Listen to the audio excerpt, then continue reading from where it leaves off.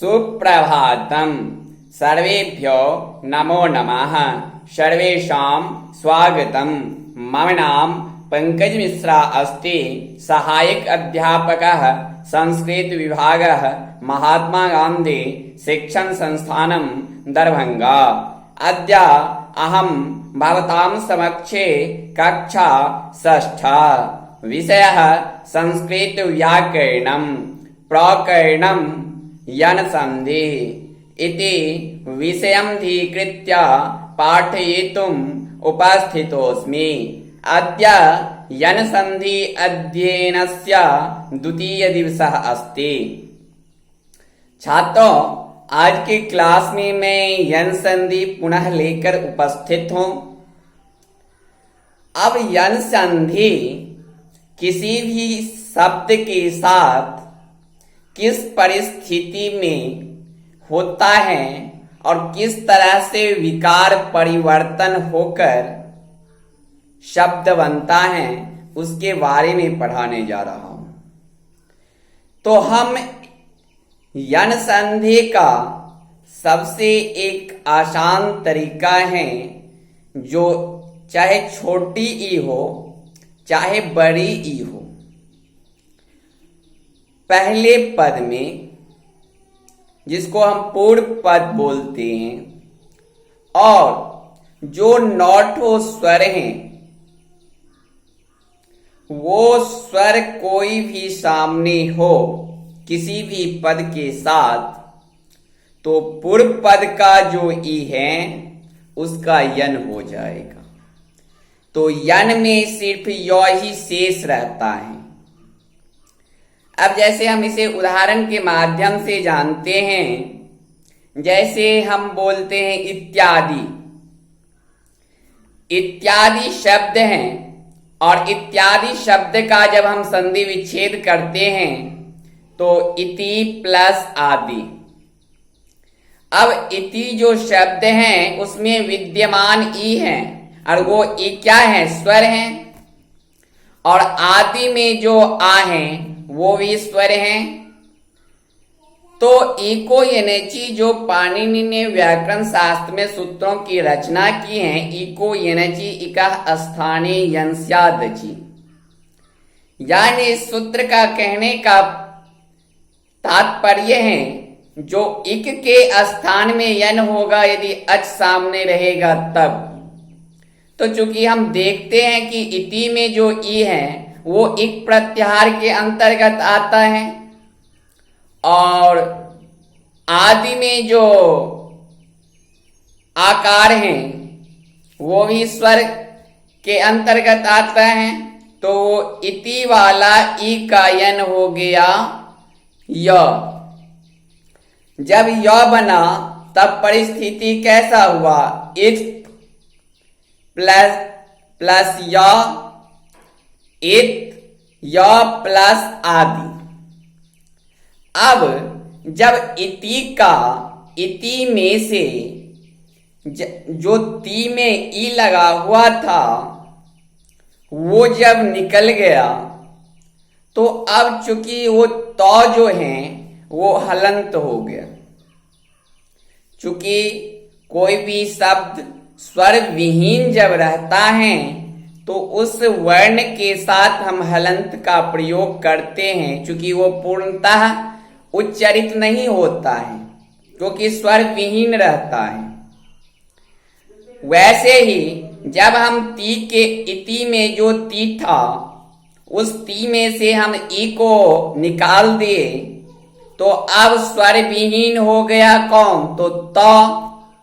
जब त स्वर विहीन हो गया तो में हलंत लग गया, चूंकि आधा तो हो गया और ई के स्थान में यन आदेश हुआ तो इत य प्लस आदि हुआ। जब इत प्लस य आदि हुआ तो जो है यो य के साथ मिलेगा तो क्या हो जाएगा? इत्य प्लस आदि। और जब इत्य प्लस आदि होगा तो चूंकि य भी तो हलंत ही है अब य के साथ वो आ जो आदि वाला जो आ है, वो आदि वाला आ य के साथ टच करेगा तो शब्द का निर्माण होगा इत्यादि। अब हम दूसरा उदाहरण के माध्यम से जानते हैं। जैसे मध्वरी है, तो मध्वरी का जब हम संधि विच्छेद करते हैं तो मधु प्लस अरि, मधु प्लस अरि। अब मधु में विद्यमान उ है और अरि में विद्यमान अ है। अब मधु का जो उ है वो यदि सामने अच रहेगा तभी उ का यन होगा। तो चूंकि अरि वाला जो अ है वो तो स्वर है। अब मधु में जो उ का मात्रा है वो यन होगा, तो उ का यन होता है व। तो किस तरह से परिस्थिति आएगा, तो मधु, मधु शब्द का जब उ निकल के यन हो गया तो वह हो गया, तो परिस्थिति हो गया मध व प्लस अरि। अब जब धक शब्द का उकार यानी स्वर निकाल लिया गया तो वो ध हलंत लग गया, वो ध जो है वो आधा हो गया।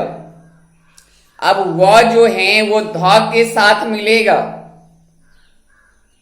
तो मध्व प्लस अरि हुआ। अब वह चूंकि स्वर विहीन है तो व में ही हलंत लगा हुआ है। अब जब व में हलंत लगा हुआ है तो वो अरि वाला जो अ स्वर है वो अ के साथ मिलेगा तो शब्द का निर्माण होगा मध्वरी। अब हम तीसरा उदाहरण के माध्यम से समझे तो एक शब्द है पित्रादेश, पित्रादेश। अब जब हम पित्रादेश का संधि विच्छेद करेंगे तो पितृ प्लस आदेश, पितृ प्लस आदेश।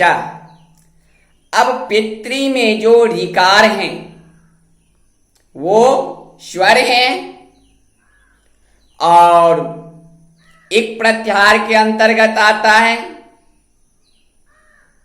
और आदेश में आ सामने है।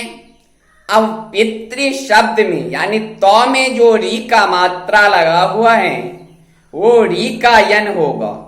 तो जब री का यन होता है तो र बन जाता है, और जब र बनेगा तो इस तरह से परिस्थिति आएगा पित